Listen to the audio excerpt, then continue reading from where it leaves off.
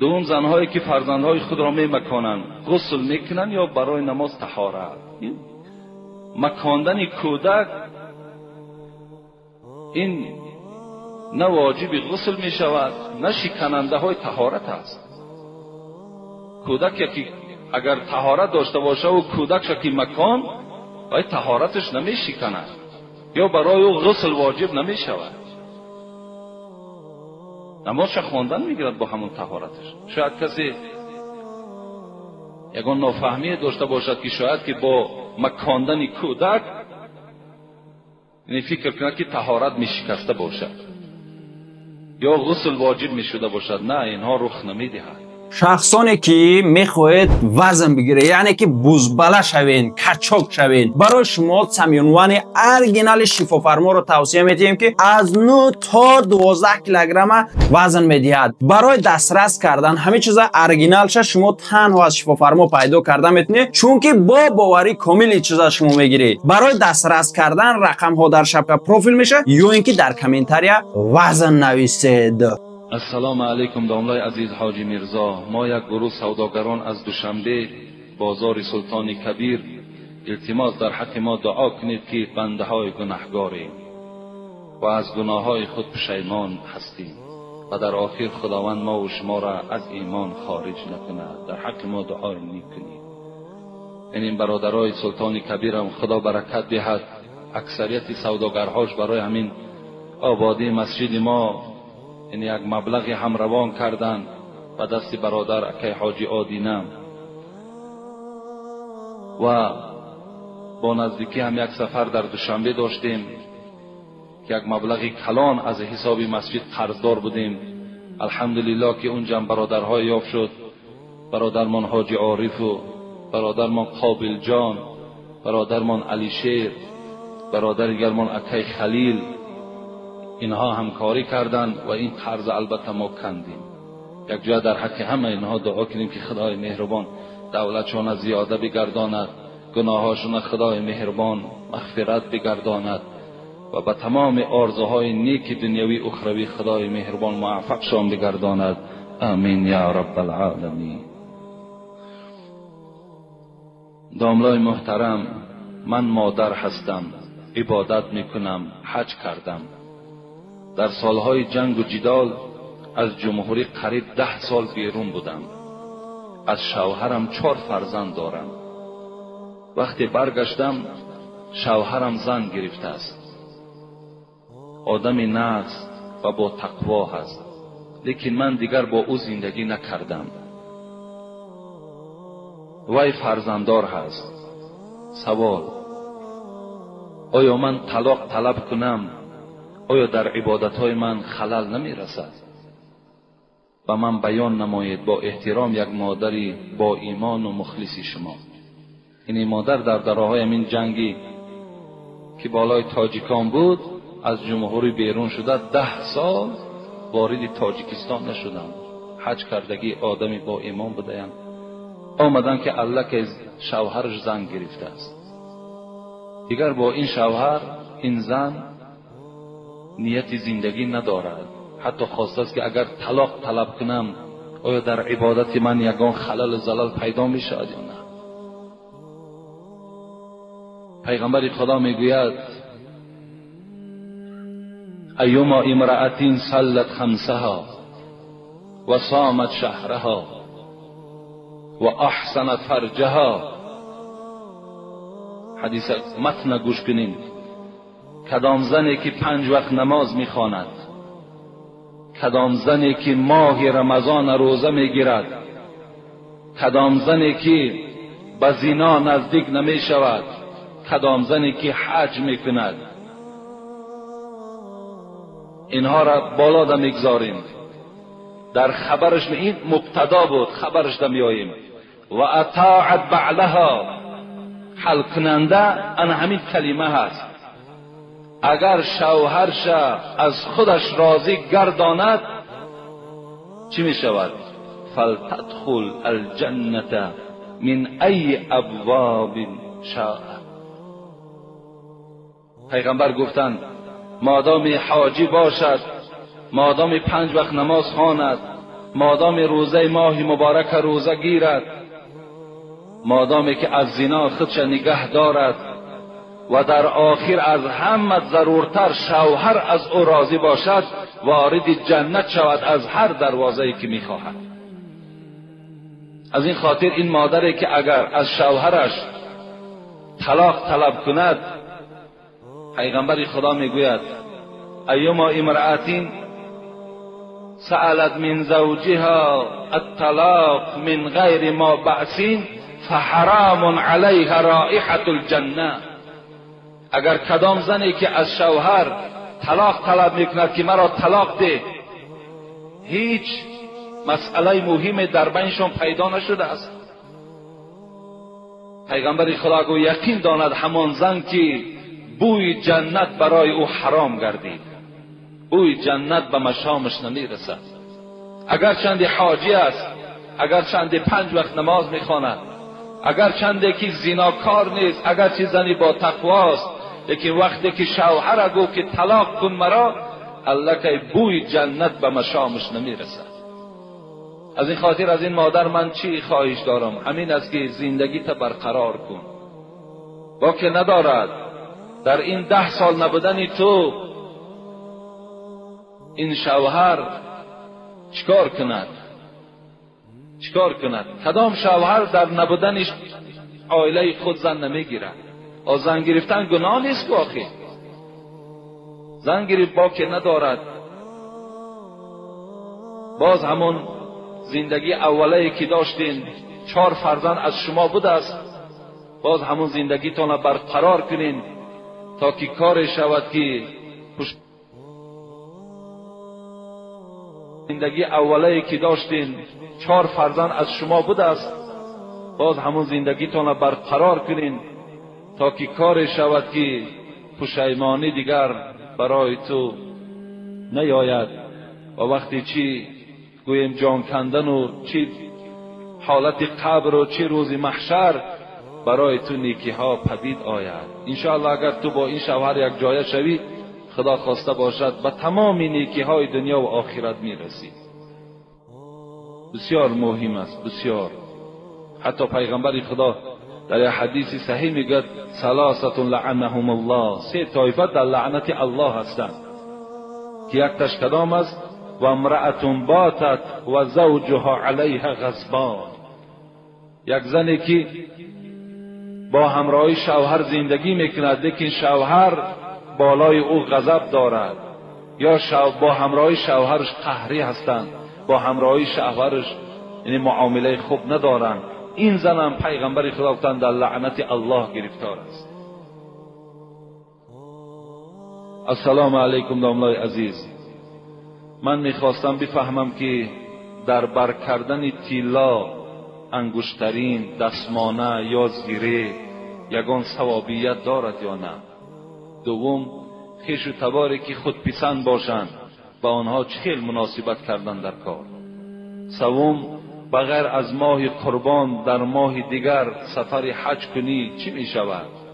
چهارم، خوردن سیر یعنی چیزناک چی ضرر دارد؟ از شما منت دارم. این برادر 4 سوال کردن. بغیر ماه قربان اگر کدام انسان سفر حج میکند، حج عمرش صحیح می شود، لیکن از حج فرضی واقع نمی شود. یعنی در ماه قربان کسی که اگر حج میکند و حج فرضی هست، لیکن در غیر ماهای قربانم ماها می توانیم که حج کنیم، لیکن حج عمره می شود، حج سنتی می شود که این خیلی عبادتش فرقهای زیاد دارد. یعنی عبادت عمره از عبادت ثواب حج فرضی، از یعنی ادا کردن حج فرضی خیلی فرقهای زیاد دارد. از این خاطر این از حج فرضی گویم در غیر ماه قربان اگر صحیح شد، نه صحیح نمی شود، برای که برای حج فرضی ماهای مخصوص خداوند انا همین ما را انتخاب کردگی است. خویش و تباری که خود پسند باشند با آنها چگونه مناسبت کردن در کار؟ البته مناسبت خود خوب میکنیم، میبینیم که به قدر ما و شما رسیدن، ما و شما تواضع میکنیم، قدردانیشان میکنیم، اگر که میبینیم که تماما به قدر و قیمت ما که نرسیدن، البته چیکار میکنیم؟ باز رفت و آمد ما نه راهاش میابیم. اگر کنده کنیم، باز اگر زلالها پیدا کی شود، از اون دقیش تباری را کندنش خیلی با در شریعت گناه است. این سیله رحم وقتی کنده می شود، این هم گناه است. برای همین حدیثی که خواندیم جمعه آینده، هر وقتایی میبینید امتهای مرا که تواضع میکنن، تواضع کنین. وقتی میبینید امتهای مرا که تکبری میکنن، تکبری کنین نسبت اونا. در بر کردن انگشترین، یعنی انشاءالله ما در این باب، باز در باب همین خودپسندها و در باب صله رحم اینجا سوال ها آمدگی است، باز جواب کامل انشاءالله میگردانم. در بر کردن انگشترین طلا یا دستمانه یا زیره چی ثوابیت دارد؟ یعنی البته ثوابیت ندارد اینها. یعنی برای مرد گرفتن دستمانه، گرفتن انگشترین یا زیره، اینا هم حرام هستند. اینا برای زنها جایز هستند که زنها اگر از اینها استفاده برند. بعضی حکمتش هم گفتند که حکمتش همین است که یعنی همه وقت زینت این زن را فقط زیبنده هست. یعنی این طلا که خودش از جمله همون زینت ها که هست، باید که این از زنها استفاده برند. و حتی بعض شارعای حدیث میگویند که کدام مردی که اگر گردنبند طلا دارد یا چله طلا دارد، وای آهسته آهسته چی میشود؟ مجازش مثل زنها میشود. یعنی همون خصلت های همون زنم در وجود همین مرد پیدا میشود. و دیگر حدیث پیغمبر خدا میگوید که ابن عباس روایت میکند ان رسول الله صلی الله علیه و سلم رأى خاتما من ذهب. با یک جوان سلام کردن که دست پیغمبر خدا میگه در انگشتری طلای این جوان رسید. فی ید رجل فنزعه فترحه. حبیب خدا میگه از دست این جوان همون انگشتری را بیرون کردن، فترحه، پرتافتنش. و قال، بعد که پرتافتن چی گفتن؟ یعمد احدکم الى جمرة من نار فیجعلوها فی یدی. آیا شما میخواهید که پاره از آتش دوزخ در دست خود نگه داره؟ و طرف این جوان گفت فقیل للرجل بعدما ذهب رسول الله صلی الله علیه و سلم خذ خاتمك انتفع به. و حبیب خدا میگه رفت، چله در زمین پرتافتگی. اطراف رفیقاش گفتن، ای برادر، گفت حبیب خدا رفت گیر، گفت چله را از زمین بردار، انتفع به، میلش در دستت نکن، لیکن در یگان کار زندگیت استفاده ببر. این جوان چی گفت؟ این سخن جوان همون جوانهایی که انگشترین دارن یا گردنبند دارن. اگر فکر کنن که همین جوان مردی و همین غیرت است، این غیرت نیست و این جوان مردی نیست. جوان مردی سخن این جوان است که الحال چی گفت به طرف رفیقا؟ والله لا اخذوه ابدا بعد ما طرحه رسول الله صلی الله علیه و سلم. قسم به الله گفت دیگر من این چله را از زمین نمی بردارم بعد آنی که این چله را رسول اکرم از دست من بیرون کرد، اینو من دیگر نمی بردارم.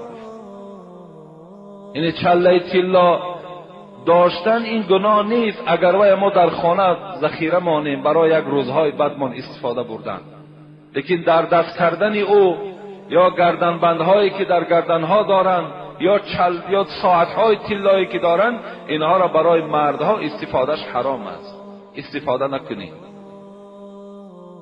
و چهارم سوال کردن خوردن سیر آیا چی ضرر دارد؟ حتی حضرت عمر حکایه میکنند که در بالای منبر حضرت خطبه میخواندند و به تمام مردم میگه در خطبه آگاه کرد که من دیدم که بار پیغمبر خدا نفرانی که پیاز و نفرانی که سیر خورده بودند از مسجد بیرونشان کرد. حضرت عمر گفتند از این خاطر پیغمبرم گفتند من اکل البصل و الثوم و الکراس هم گفتند، یعنی همین چیزهای بدبوی مثل ممکن پودینه باشد، ممکن ترب باشد، اگر اینها را کسی سیر پیاز اینها را خورد، پیغمبر خدا چی گفتند؟ فلا یقربن مسجدنا فان الملائکه تتعزى مما یتعزى بنو آدم. گفتند پیغمبر خدا که کسی که اگر سیر میخورد پیاز میخورد با این بوی بد اگر مسجد خواهد که آید، حبیب خدا گفتند با این مسجد ما نزدیک نشود، زیرا این که ملائکه ها آزار میابند از بوی بد این، چگونه ای که یک برادری که در پهلوی او نشستگی است آزار میابند. این اگر در پهلوی شما الحال کسی سیر خورده باشد و از پهلوی و شما آزار یابید، تصور کنید که ملائکه ها هم از این جوان است یا از آن موی سفید است آزار میابد از این بوی بد. از این خاطر شما وقتی مسجد آمدنی کشیدید اینها را نخورید. پیغمبر خدا را گفتند چگونه استفاده کنیم چسناک و چگونه استفاده کنیم پیاز را؟ گفتند پخته خورید. گفتند یعنی وقتی شما که پختید و یا بوی بدی وای می رود در حالت پختگی خورید وای برای شما درست می شود. و تمام آن برادرانی که در برابر این سیر و پیاز مسجدها می آیید، احتیاط کنید که لباس هاتون بوی نکند. انا همین حدیث پیغمبر خدا دلیل می شود برای تمام آن کسانی که یعنی جورابهای بویناک دارند، و تمام آن کسانی که لباسهاشان بوی میکند، بدنهاشان بوی میکند، و تمام آن جوانهایی که امروز زیر کشهاشان چیندگی نیست، جوانها و موی سفیدهایی که روز جمعه غسل نمیکنین، وقتی شما به نماز جمعه میآیید ملائکه ها از شما نفرت دارن، آزار مییابند. یک کاری کنید که یک جورابهای پوشید که در همون جای پای تو دیگر یک برادر سجده کرده تواند. مسجدها باید جای پاکیزه باشند، جای تازه باشند. شما هم وقتی روز جمعه که می شود سحر همه اسراف ها در امروز راه دادگی هستین، همین 20 درهم یک صابون چی است؟ یک بار نه دو بار بدنهاتون خف کنید، تازه کنید، زیرای کشاتون تازه کنید، زیرا که هر چی اگر شما شویدم لکن زیرای اگر زیر کشتون همون پشم ها که اگر وجود داشته باشد وای خواهی نخواهی وای بوی میکنه. تازه کردن وای سنت است.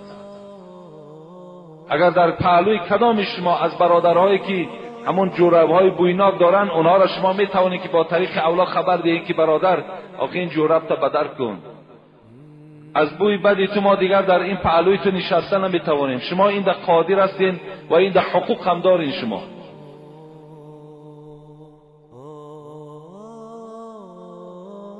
السلام علیکم داملای عزیز و مهربان. چند نفر از شما ملال و ناراضی شدند نسبت اینجا در قوس گرفته است از بعضی برآمدهای ما، چه از خیر احسان ها را ما صحبت کردیم، چه از عرق نوش ها را صحبت کردیم. یعنی سخنهای وزنین گفتید.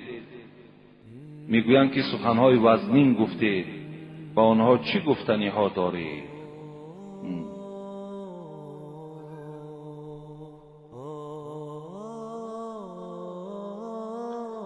من هیچی گفتنی ندارم. یعنی کدام برادری که از ما میرنجد، در اصل به گوش ما میآید که بسیاری برادرها رنجیدن از بعضی خیر احسانهایی که ما صحبت کردیم، از بعضی زیارتهای مزارهایی که ما صحبت کردیم، از عرق نوش‌هایی که صحبت کردیم.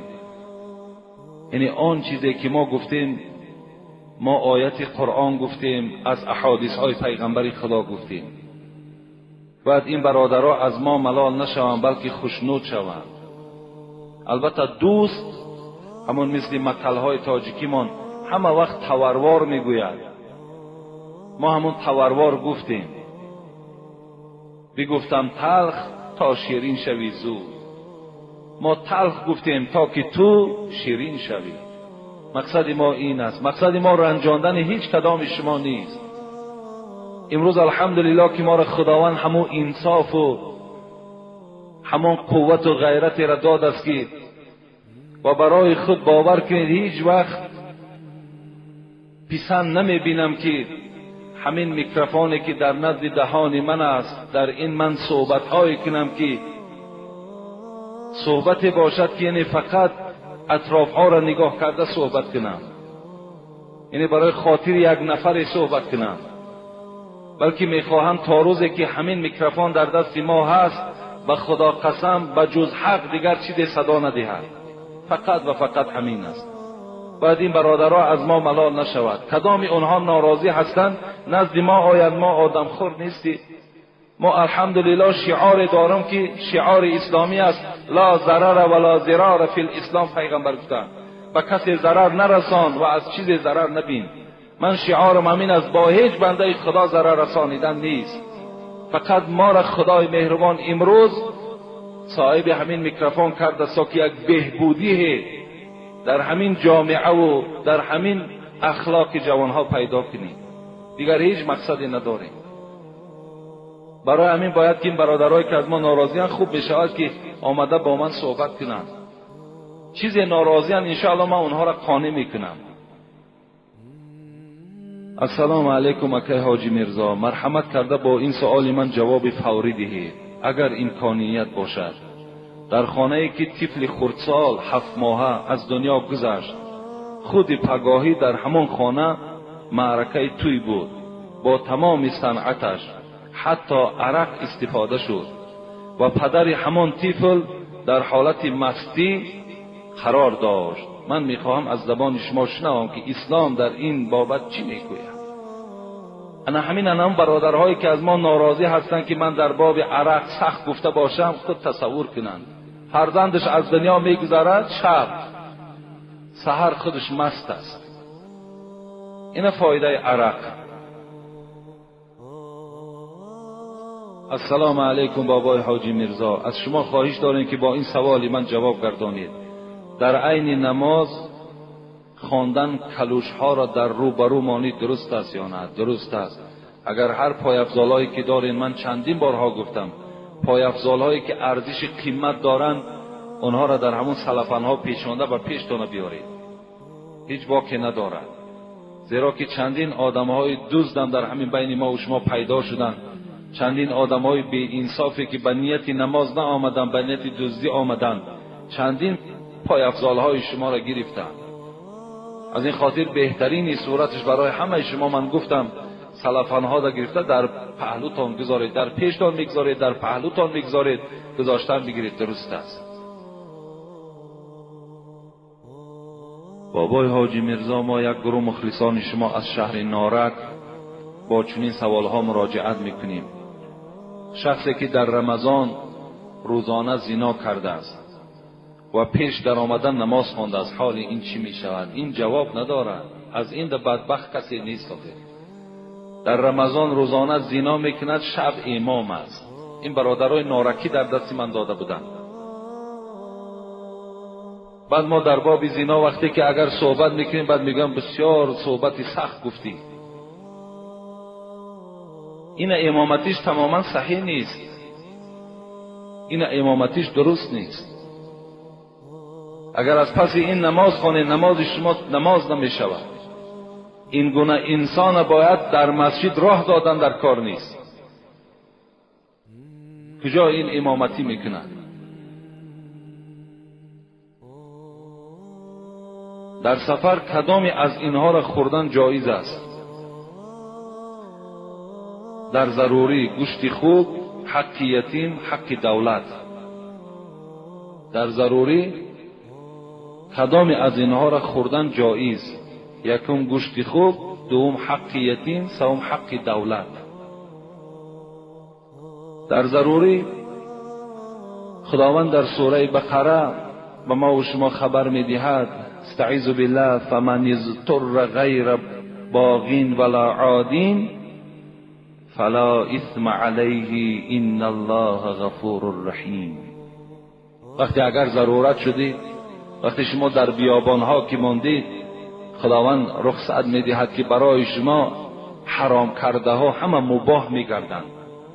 هر چیزی که باشد، چه گوشت خوک است، چه عرق است، چه حق یتیم است، چه حق دولت است، هر چیزی که ضرورت در بیابان شما ماندین، از این حقها اگر استفاده بریم برای آنکه یعنی تلف نفس نشود، شما هلاک نشوید، خداوند برای شما رخصت میدهد در ضرورت از اینها استفاده بردن. لیکن شاید اینجا بعضی برادرها در اطراف حق دولت هم به ما گفتن که همینش آسانتر و همینش سبکتر است که در ضرورت از گوشت خوک دیده و گوشت از حق یتیم دیده این خورد. لیکن همین عقیده را باید ما و شما دور کنیم. حق دولت خوردن هم این جنایت است. این دولت هم دوست داشتن برای هر یک آدم ایماندار لازم است که دولت خودش دوست دارد. ما باید دولت تاجیکان دوست داریم. وقتی حق ای را میخوریم، وقتی عمارت ها در سومهای کرایی میکنیم، تله و تاراج میکنیم، وقتی یک سرور دولت آبادی خواهد ما ویرانی خواهیم، این چی میشود؟ پیغمبر خدا میگوید مسجدهاتون شما به آرایش آباد کنید، لیکن شهرهاتون با شکوه کنید، یعنی شهرهاتون آباد کنید. امروز ما الحمدلله که در همون آبادی قرار داریم. امروز آبادی رفته ایستاده است. اگر ما همین آبادی ها را حقش اگر غارت کردن گیریم، آیا اینش برای ما و شما حلال میشد؟ حق دولت هم همین حق ما و شما هست. برای همین البته ما و شما باید غمخوار دولت باشیم. باید برای آبادی دولتمان هممون سعی و کوشش کنیم. علال خصوص امروز مردم یعنی کولاب که 2700 سالگی را جشن میگیریم. ماه سپتامبر قریب 9000 مهمان می آید. 9000. باید هر کدام شما تیار باشید، هر کدام شما آبادی ها کنید تا که مهمان ها از ما و شما راضی باشند. اونا فقط یک مسجد ما نمی آیند، تمام گوشه و کنارها را اطراف ها را سیر میکنند. باید همه ما تیار باشیم. دولت ما آباد کنیم، کوچه ها ما آباد کنیم، خانه ها ما آباد کنیم. همه این حق ها در ضرورت درست می شود، در غیر ضرورت همش برای ما حرام است. السلام علیکم اکای حاجی میرزا، من دخترک هستم، یکی از مخلصان اشدی شما از دهه افتالوق. میخواستم که با سوال من با پررگی جواب میدادید در همین روز جمعه. التماس سوال یکمم همین است. من نماز میخوانم و کتاب قرآن هم میخوانم، لیکن من سطر عورت تا حال نکردم. رویمال میده میبندم. این نمازهایم را خداوند قبول میکند یا نمیکند؟ دوم سوال، نماز را دراز خواندن ممکن است؟ یعنی با صلوات های بسیار خوانی. این را با ما فهمانید، چون که من همین خیل میخوانم. نماز چند قدر دراز خوانید تا قگذار باشید باز خوب میشود. چند قدر نمازهاتون دراز خوانید در حالتی که اگر تنها گذار باشید. یعنی نمازهایی را که ما میخوانیم که یعنی کمی میانه میخوانیم، نه سراسیمه میخوانیم و نه دراز، این به خاطر قوم است. چگونه یک پیغمبر خدا میگوید اذا اما احدکم الناس فلیخفف، شما سبک ها یعنی نمازهاتون سبک خوانید، زیرا در بین شما آدمهای بیمار و آدمهای خردسال و آدمهای حاجتمند و کاردار که هستند، شما نمازهاتون سبک خوانید. این برای امام ها هست. لیکن هر کدام شما اگر تنها گذار باشه، چند قدر نمازهاتون دراز خوانید، همون قدر البته ثواب هست برای شما. لیکن سوال اولی که این خواهر کردن که نماز میخوانم لیکن ترک سطر میکنم، آیا نماز من در نزد خدا قبول میشود نمیشود؟ خداوند در سوره مائده آیت 27 میگوید انما یتقبل الله من المتقین. خداوند همه حالت عملهای آن کسانی را قبول میکنند که اگر از خدا میترسیدگی باشند. یعنی اگر این خواهر از خدا میترسیدگی باشد، نمازم در ذمه‌اش فرض است و روی مال انداختن و سطر کردن هم فرض است. چگونه که نمازم فرض است، سطرم فرض است. از این خاطر اگر کدام خواهری که از خدا میترسد باید که در برابر نماز خواندنش باید که سطر داشته باشد. این حالت در نمازهای او در نزد خدا قدر و قیمت پیدا میکند.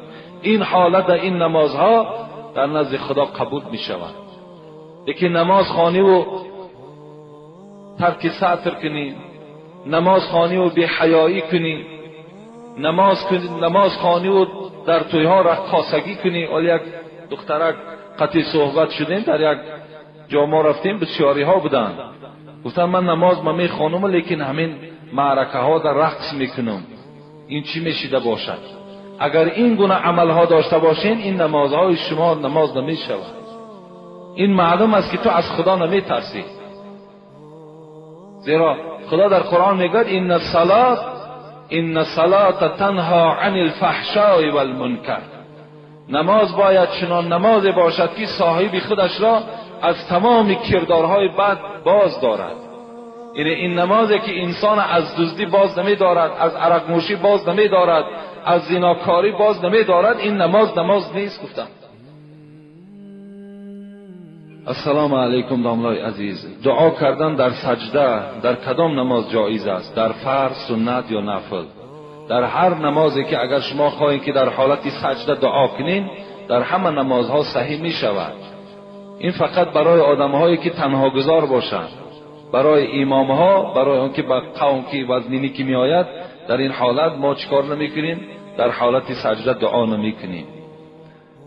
موی بلند در امام بودن خلل می رساند یا نه؟ البته برای امام، کسی که ملا امام است، اگر لباس های خاصه داشته باشد یعنی این بهتر می شود که اگر چه از سله انداختن و چه از جامه پوشیدن و چه از مثال موی کم داشتن، اینهاش بهتر برای امام است. اگرچنده که پیغمبر خدا گفتند من کان له شعر فلیکرمه، کدام امتی من اگر موی سر داشته باشد با که ندارد گناهکار نمی شود، فقط موی سرش تازه نگه دارد. موی سر داشتن در اسلام گناه نیست. موی سر مانین، کدامید موی سر دوست می دارید موی سر مانین، کدامید دوست نمی دارید سر تراشیدن از سرتون تراشین، چی تراشیدنش چی گذاشتنش همش سنت است، درست است.